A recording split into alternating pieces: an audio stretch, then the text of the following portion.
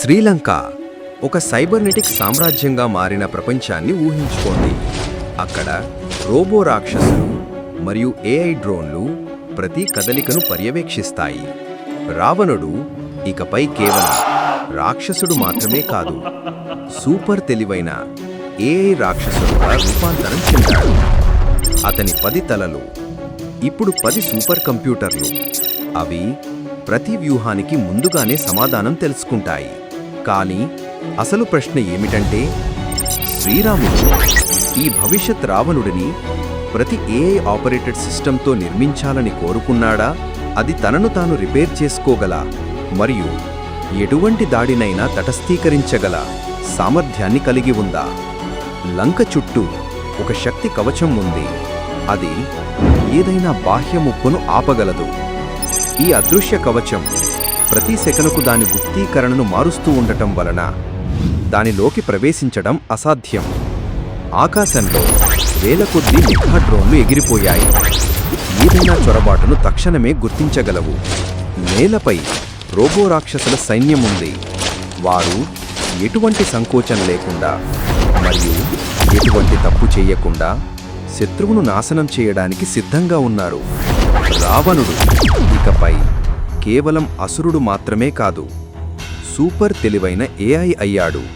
అతను తన దృష్టిని మరియు శక్తిని 10 వేరువేరు సూపర్ కంప్యూటర్లుగా విభజించాడు. వాటిని అతని 10 తలలుగా పరిగణించారు. ఈ సూపర్ కంప్యూటర్లు కలిసి డేటాను చాలా వేగంగా ప్రాసెస్ చేయగలవు. వాటి ముందు ఏ యుద్ధవ్యూహమైనా అసమర్థంగా మారుతుంది.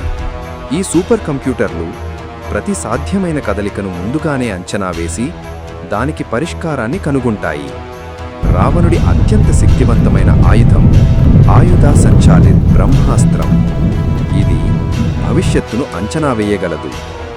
అది శత్రువు యొక్క ప్రతి కదలికను అంచనా వేయడమే కాకుండా దానికి వ్యతిరేకంగా అత్యంత ప్రభావవంతమైన ప్రతిఘటనలు కూడా సిద్ధం చేయగలదు.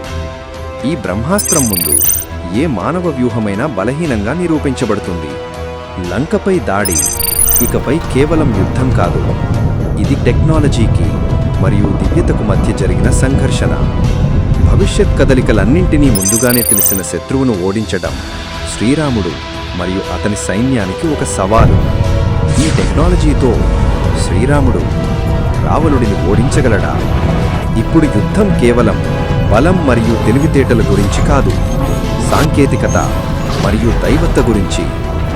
శ్రీరాముడు మర్యాద పురుషోత్తముడు మాత్రమే కాదు, ఆయన ఒక హైటెక్ యోధుడు కూడా అయ్యాడు. వారు రావణుడి యొక్క సైబర్నెటిక్ సైన్యాన్ని ఎదుర్కోవడానికి రూపొందించిన లేజర్ ఆయుధాలతో ఆయుధం కలిగి ఉన్నారు. శ్రీరాముని ధనస్సు ఇది ఏఐ పవర్స్ టార్గెటింగ్ సిస్టంతో అమర్చబడింది. ఇది శ్రీరాముడికి ఒకేసారి 1000 లక్ష్యాలను ఛేదించగలిగేలా చేసింది. శ్రీరాముని ప్రతి బాణం చాలా వేగంతో కదిలింది మరియు అతని కళ్లల్లో ఇన్ఫ్రారెడ్ స్కానర్ మరియు అతని చేతుల్లో ప్లాస్మా గన్ ఉన్నాయి. వారు నిరంతరాయంగా పోరాడి ఏ సైబర్ రాక్షసునైనా ఓడించగలరు.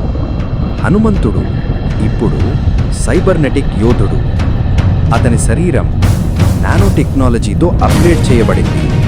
దానివల్ల అతను మునుపటి కంటే 10 రెట్లు శక్తివంతంగా మరియు వేగంగా ఉన్నాడు. అవి సూపర్సోనిక్ వేగంతో గాలిలో ఎగిరి దాడి చేయగలవు మరియు అతని పంచులు చాలా శక్తివంతంగా ఉన్నాయి. అవి ఒకే దెబ్బతో రోబోటిక్ రాక్షసులను ముక్కలు చేయగలవు. రామాయణం 2500వ సంవత్సరం నాటి అతిపెద్ద టెక్నాలజీ ప్రగుమాను అగ్నిబాణం. అది ఇకపై కేవలం మండుతున్న బాణం కాదు, లేజర్ గైడెడ్ క్షిపణిగా మారింది. ఇది ఏఐ ట్రాకింగ్ సిస్టంతో అనుసంధానించబడింది. అది శత్రువు యొక్క ప్రతి కదలికను గుర్తించి ఖచ్చితంగా దాడి చేయడానికి వీలు కల్పించింది. ఇప్పుడు ఈ యుద్ధం కేవలం మంచికి చెడుకి మధ్య కాదు, ఇది భవిష్యత్ యుగంలోని మెగా యుద్ధం. ఇక్కడ లక్ష్మణుడు మరియు శ్రీరాముడు మరియు వారి సైన్యం సూపర్ ఏఐ హ్యాకింగ్ సిస్టంతో లంకలోకి ప్రవేశించడానికి సిద్ధంగా ఉన్నారు. బాణం గాలిలోకి వెళ్ళగానే ఏఐ ట్రాకింగ్ సిస్టమ్ యాక్టివేట్ అయ్యి లంక భద్రతను హ్యాక్ చేసింది. వానర సైన్యం త్వరగా లోపలికి కదిలింది. కానీ మెగానాథ్ యొక్క ఏఐ సైన్యం వారి ముందు కనిపించింది. యుద్ధం యొక్క నిజమైన పరాకాష్ఠ ప్రారంభమైంది. ఈ అధునాతన సాంకేతికతను మతం యొక్క శక్తి ఓడించగలదా? మెగానాథ్ ఇకపై కేవలం యోధుడు కాదు, అతను తనను తాను హ్యూమన్ ఏఐ హైబ్రిడ్గా మార్చుకున్నాడు. అతని ఏఐ ఆధారిత లేజర్ గన్ ఏ మానవ యోధుడి కంటే వేగవంతమైనది. వానర సైన్యం మరియు రోబో రాక్షసుల మధ్య భీకర యుద్ధం జరిగింది. ప్లాజ్మా తుపాకులు మరియు లేజర్ తుపాకుల శబ్దంతో ఆకాశం మొత్తం ఎర్రగా మారిపోయింది. లంకలోని ఆకాశమంత ఎత్తైన భవనాల మధ్య హనుమంతుడు హైపర్ స్పీడ్ మూడ్లో ఎగురుతున్నాడు మరియు అతను తన నానో టెక్నాలజీ ఆధారిత గదతో రోబోలను నాశనం చేస్తున్నాడు. శ్రీరాముడు మరియు లక్ష్మణుడు మెగానాథ్ వద్దకు చేరుకున్నారు.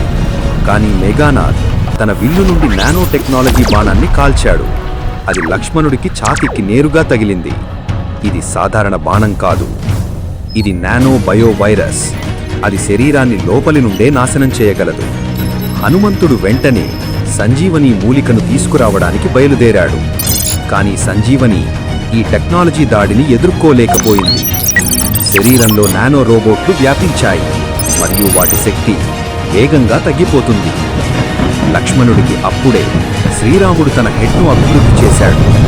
అది ఒకేసారి వేల యుద్ధ వ్యూహాలను ఆలోచించగల ఏఐ సూపర్ కంప్యూటర్గా మారింది. శ్రీరాముడు తన మెరుపు విల్లును పైకి లేపాడు, కానీ రావణుడు అప్పటికే అతని కదలికలను చదివాడు. శ్రీరాముడు బుల్లెట్ పేల్చగానే రావణుడి ఏఐ సిస్టమ్ అది సాధారణ ఆయుధం కాదని, రావణుడి ఏఐ సిస్టమ్ను నిశ్శబ్దం చేయడానికి రూపొందించిన డేటా డిలీట్ ప్రోగ్రామ్ అని గుర్తించింది. శ్రీరాముడు మంత్రాన్ని పఠిస్తూ రావణుడి వద్ద ఏఐ బ్రహ్మాస్త్రాన్ని విడుదల చేస్తాడు. రావణుడి 10 కొమ్ములు కంప్యూటర్ స్క్రీన్ లాగా నీలి తెరగా మారడం ప్రారంభమైంది. అతని కోడింగ్ మొత్తం చెడిపోయింది. లంకలో లైట్స్ మసగబడడం ప్రారంభమైంది మరియు రోబో రాక్షసులు క్రియారహితంగా మారడం ప్రారంభమైంది. మరియు చివరికి రావణుడి డేటా శాశ్వతంగా తుడిచివేయబడింది. లంక యొక్క సూపర్ ఏఐ సిస్టమ్ నాశనం చేయబడింది. వానర సైన్యం విజయ గర్వంతో గర్జించింది. హనుమంతుడు, లక్ష్మణుడు శ్రీరాముడి దగ్గర నిలబడ్డారు. శ్రీరాముడు ఆకాశం వైపు చూశాడు. ఈరోజు మతం టెక్నాలజీని ఓడించలేదు, బదులుగా దైవత్వం మరియు సాంకేతికత మధ్య సమతుల్యం ఉంది మిత్రమా. కాబట్టి రామాయణం 2500వ సంవత్సరంలో జరిగి ఉంటే మతం నిజంగా గెలిచి ఉండేదా లేక ఏఐ పరిపాలించేదా? ఏం జరుగుతుందని మీరు అనుకుంటున్నారు? దయచేసి కామెంట్స్ ద్వారా మాకు తెలియజేయండి. ఈ వీడియో మీకు నచ్చితే లైక్ చేయడం మర్చిపోకండి. మరియు అవును, మా ఛానల్లో ఇలాంటి అద్భుతమైన యానిమేటెడ్ వీడియోలు ఇంకా చాలా వస్తున్నాయి. మమ్మల్ని ఆదరిస్తారు అని కోరుకుంటూ మీ సంజీవని ఛానల్